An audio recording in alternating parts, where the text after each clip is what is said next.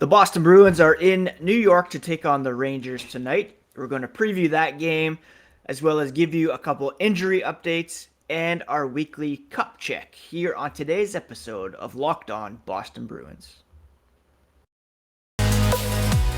You're Locked On Bruins, your daily podcast on the Boston Bruins. Part of the Locked On Podcast Network, your team every day.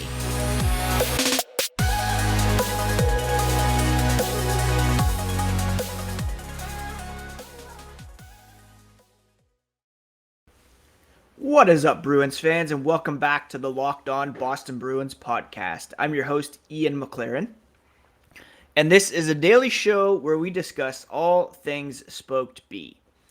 I want to thank you so much for making Locked On Bruins part of your day every day. The podcast is free and available on your favorite podcast app as well as on YouTube, so please do hit that subscribe button so that you never miss a thing. If you are on Twitter, Instagram, you can find the podcast at Locked NHL Bruins. And you can find me, my dad jokes, hockey tweets at Ian C. McLaren. Like I mentioned off the top, the Boston Bruins are in New York to take on the Rangers tonight. Another ESPN game. A bit of a later start. I think it's 7:30. Not as bad as 8. Not as ideal as 7 p.m., in my opinion.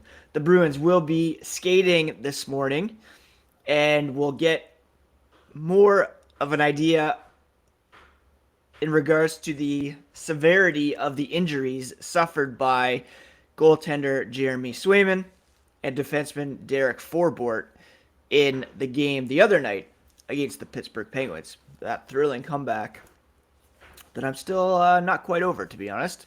But here's what we do know about those two.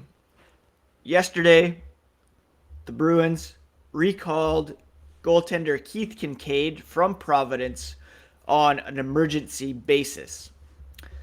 The 33-year-old has appeared in 4 games with the Providence Bruins this season with a pretty impressive .922 save percentage. Over his career, 167 NHL games, a record of 69, 58, and 21, with a .905 save percentage.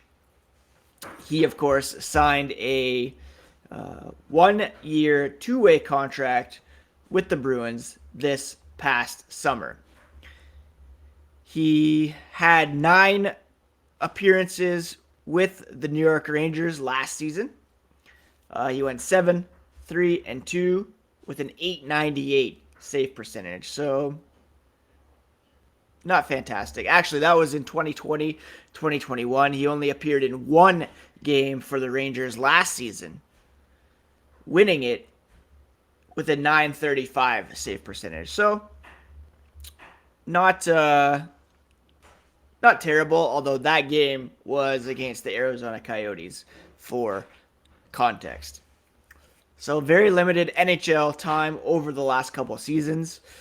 I would expect that if Swayman is out for any length of time, Linus Ullmark will get the Lions' share of starts, but you could see Kinkaid step in relief or in a back-to-back situation, which I'm not sure the Bruins have. Well, they have one coming up, actually. Next weekend, the 12th and 13th, they're in Buffalo, and then back home to play the Canucks on Sunday, the 13th. So all we know right now is that Kinkaid recalled from Providence on what they're calling an emergency basis. When it comes to Derek Forbort, it appears as though he has been placed on injured reserve, meaning he'll be out at least a week. It's believed that he suffered a finger injury. I believe I saw somewhere on Twitter that it required surgery, so he could be out for several games here. The Bruins do, of course, have several defensemen up with the club at the moment. They're carrying 8, including Forbort, so they have 7 with Charlie McAvoy's return expected as early as this weekend or next week, perhaps. So you still have Lindholm, Carlo, Grzelcyk, Riley, Zboril, Clifton, and Strawman. Actually, Riley is on the Cat friendly page. He had been set down, so I'm not sure if he was recalled as well. Let's check the AHL transactions page here. Not seeing anything there, but we'll have to see if he could get back in the lineup here with Derek Forbort on the shelf. Again, thankfully, our boy McAvoy seems to be right around the corner, and he could play as early as Saturday once his LTIR stint has reached its end. So, to wrap that up, the Bruins, already without David Krejci due to injury, now down Jeremy Swayman, Derek Forbort, Charlie McAvoy, still on LTIR, but could be back as early as Saturday against the Toronto Maple Leafs. More likely to make his season debut at home next week against the St. Louis Blues. All right, we're going to do our weekly cup check where we look at the top 5 teams around the NHL and assess their Stanley Cup viability. But first, a quick word about BetOnline. BetOnline is your number one source for football and the start of a new basketball season. Betting on futures, player props, etc. Find all the latest player developments, team matchups, news, podcasts, and in-depth analysis on every game. As always, BetOnline remains your continued source for all sport wagering information with live betting and up-to-the-minute scores for every sport out there. It's the fastest and easiest way to check in on all your favorite games and events, including the NHL, NBA, Major League Baseball, MMA, boxing, golf, and of course, college and pro football. Head to the website today or use your mobile device to learn more at BetOnline, where the game starts. I want to thank you so much again for making Locked On Boston Bruins part of your day every single day. For your second listen, check out Locked On Sports today. From the games that matter to the biggest stories in sports, go beyond the scoreboard and behind the scenes with local experts and insights only Locked On can provide. That's Locked On Sports Today, available on YouTube and wherever you get your podcasts. All right, it is Cup Check time, my friends, and that is a weekly look at the top 5 teams around the NHL and a cup half full, cup half empty assessment of where the Boston Bruins stand in relation to bona fide Stanley Cup contenders. If we look at the league standings, well, we see that our Boston Bruins still number 1 in the NHL. They have 18 points through 10 games with a 9-1 record, a 900 point percentage, and a league-leading plus 19 goal differential. That reminds me, I need to vote on the Locked On power rankings for this week, and I will certainly have our Bruins in the number 1 spot. Who else is up there in the top 5 at the moment? Well, Bruce Cassidy has his Vegas Golden Knights well positioned to contend this season. They are 9-2 through 11 games with an 818 point percentage, a plus 16 goal differential. Bruce Cassidy's teams, as we know, always strong defensively. They're getting good goaltending from Logan Thompson and Aiden Hill.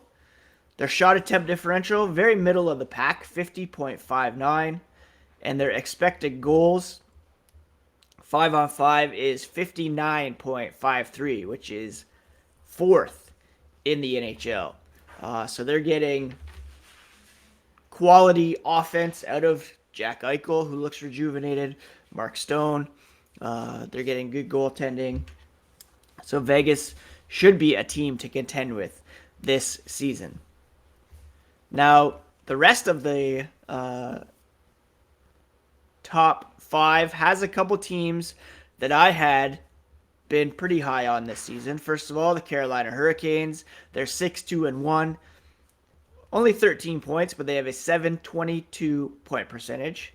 Their goal differential is only +4, but their underlying numbers are very strong. They're third in expected goals, and in shot attempt differential, they're first in the NHL.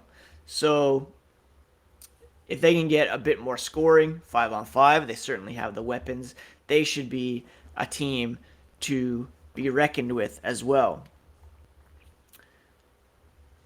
There are 3 teams tied with a 700 point percentage for 4th in the NHL at the moment, and that would be the New Jersey Devils, the Buffalo Sabres, and the Edmonton Oilers. They're all 7-3 through 10 games for an even 700 point percentage. The top team among them in terms of goal differential is actually the Buffalo Sabres. They defeated the Pittsburgh Penguins last night, another come-from-behind win against the Penguins, or if you look at it the other way, another collapse by the Penguins, giving up multi-goal leads on consecutive nights. But the Sabres, really surprising early this season. Their underlying numbers are improving. They're 9th when it comes to shot attempt differential. Expected goals, they are a bit further down. 19th, 49.52. So the opposition generally has more expected goals than the Sabres. So that's not a great indication of sustained success. But they're getting fantastic goaltending from Craig Anderson and Eric Comrie. And a Norris Trophy level season so far from Rasmus Dahlin, and Calder Trophy season from Owen Power. Those two guys, beasts on the back end for the Buffalo Sabres. Can they hold off the Torontos, the Tampa Bays in the Atlantic Division and make the playoffs? That remains to be seen, but a fantastic start for the Sabres to be sure. The Edmonton Oilers, we all know what they're about. 2 of the absolute best players in the NHL, and Connor McDavid and Leon Draisaitl. They tried to shore up the goaltending by bringing in Jack Campbell. It's actually been Stuart Skinner who's been playing better in net for them.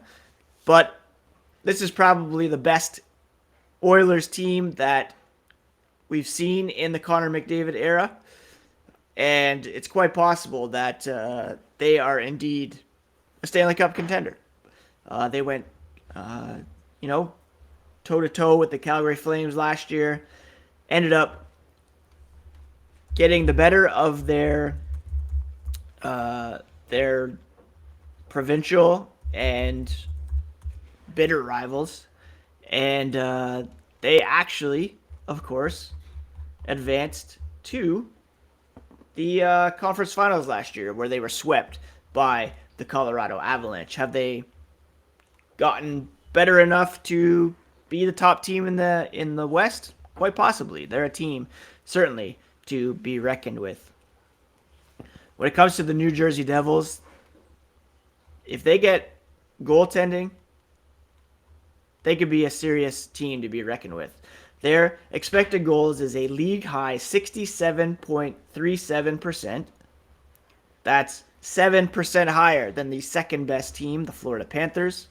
And when it comes to shot attempt differential, they're second in the NHL at 62.54. So the New Jersey Devils dominating when it comes to possession. They're getting more shot attempts than the opposition. They're creating more scoring chances than the opposition. So far, they're getting the goaltending from both Mackenzie Blackwood and Vitek Vanacek. Their scoring chance differential also first in the NHL. So, yeah. At the moment, this looks very much like a playoff team. It'll be interesting to see who they bump out from the Metropolitan playoff race. over there right now. Carolina, New Jersey, the Rangers, and the Islanders are top 4. You have Philadelphia in 5th, Washington, Pittsburgh in 6th and 7th when it comes to point percentage, which is pretty crazy.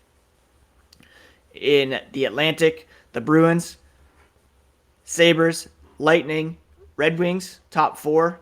Then you have Florida and Toronto. So pretty wild over there as well. And it looks like the New Jersey Devil is certainly playing like a team that will challenge for a playoff spot.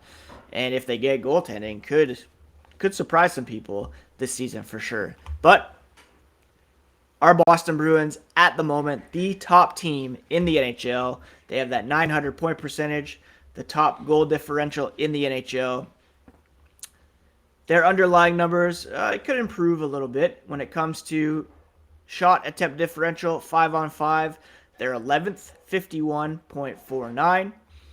Expected goals, they rank 8th, 54.29.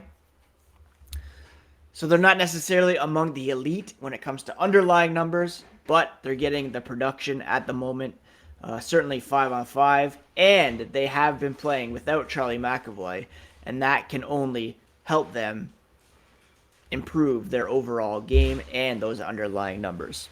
So, fantastic start for the Bruins.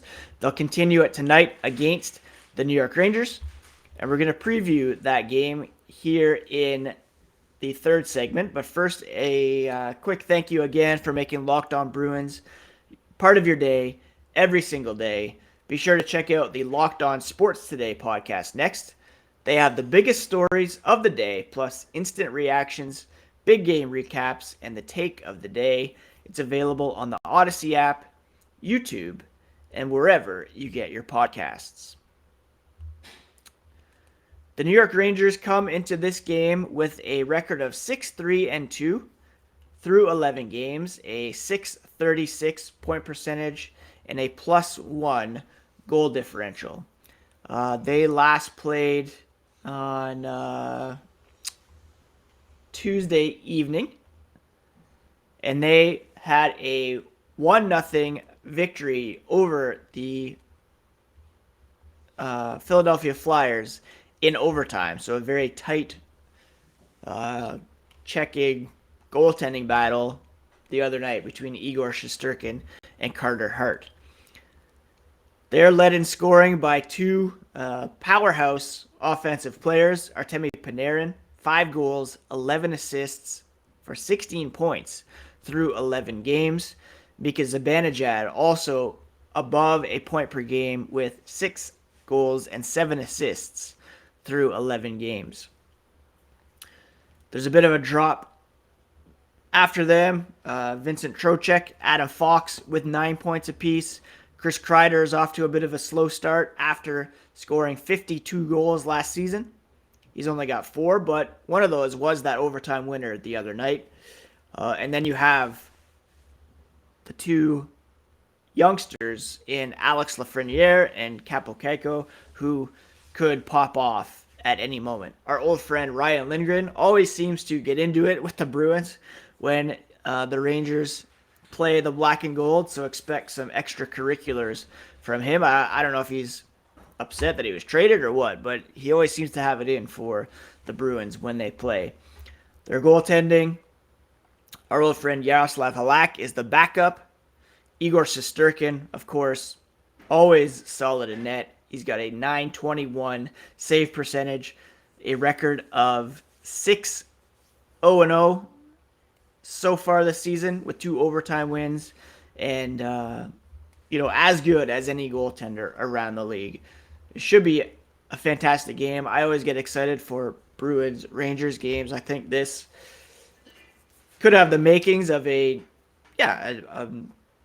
old rivalry that's cooled down, but should be a marquee game for the NHL, and certainly that's why it has been put on ESPN tonight once again. So don't go to NESN.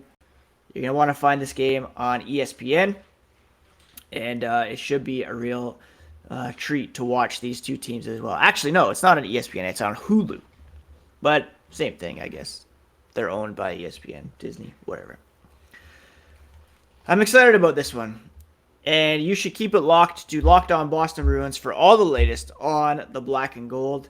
If there is a serious Jeremy Swayman update, I'll be sure to record a YouTube short, so you can check that on the YouTube channel. Do go over there and hit that subscribe button so that you get not only the podcast in video form, but those breaking news tidbits as well. And I'll be on after the game there as well with some immediate reaction, however it goes for the Bruins. Do they go to 10-1? Do they fall to 9-2? We'll see. Either way, they're not going to play 900 hockey forever. But still, they're playing as good as anybody around the league and can win on any given night. We'll be back tomorrow with a recap of tonight's game and get you ready for Saturday's game against the Toronto Maple Leafs. Thanks again for tuning in, and please do take care of yourselves, take care of each other. We'll talk to you again here tomorrow on Locked On Boston Bruins, part of the Locked On Podcast Network, your favorite team every day.